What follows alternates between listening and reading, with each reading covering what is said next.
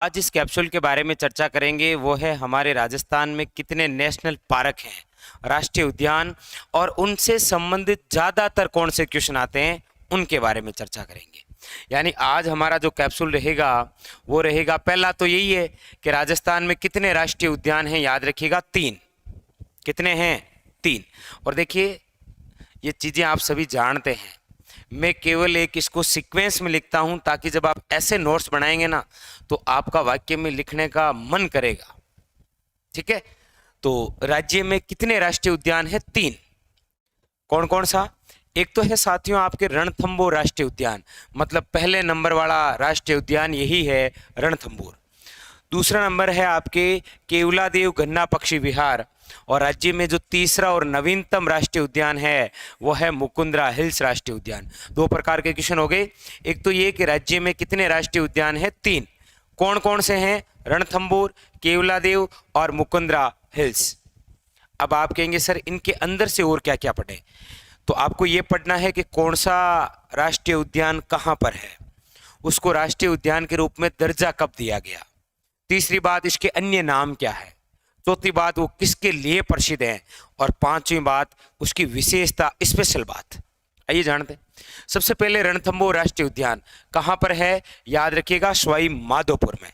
इसे राष्ट्रीय उद्यान का दर्जा कब दिया गया? याद रखिए 1980 में। ये अभ्यारण्य किसके लिए, यानी कि इसका अन्य नाम क्या है?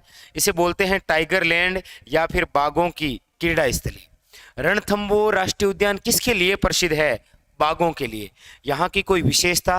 बिल्कुल है, राज्य का ये पहला राष्ट्रीय उद्यान है, तो याद रखिएगा राज्य की पहली बाघ परियोजना टाइगर प्रोजेक्ट की शुरुआत भी इसी से हुई थी।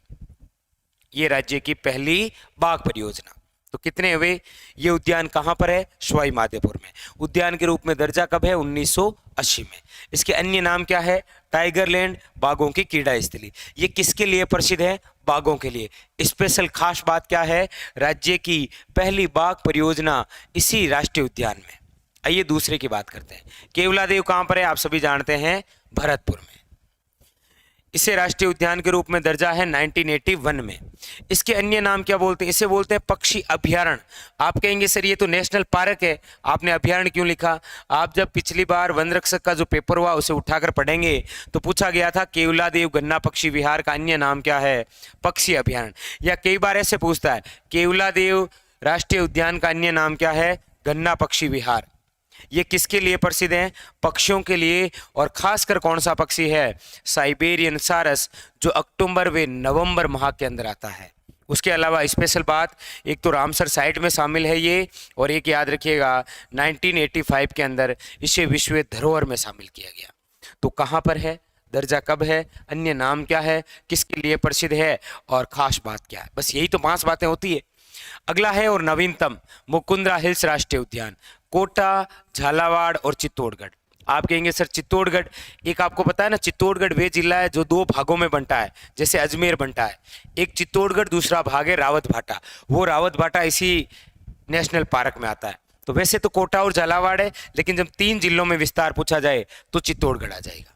अच्छा, पूछा जाए राष्ट्रीय उद्यान का दर्जा कब दिया गया? 9 जनवरी 2012 को, याद रखिएगा।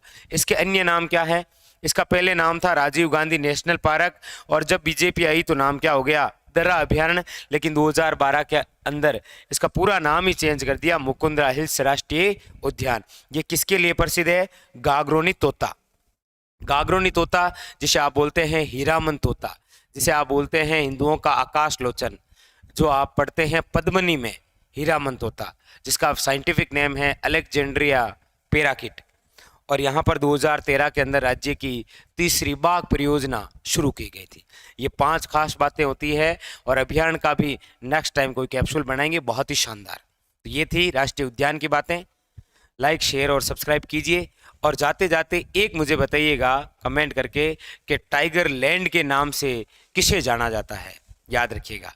तो वैसे अच्छा, ये तो लिख ही दिया गया टाइगर लैंड के नाम से रणथंभौर राष्ट्रीय उद्यान। फिर आप मुझे ये बता दीजिए टाइगर मैन ऑफ इंडिया किसे कहा जाता है।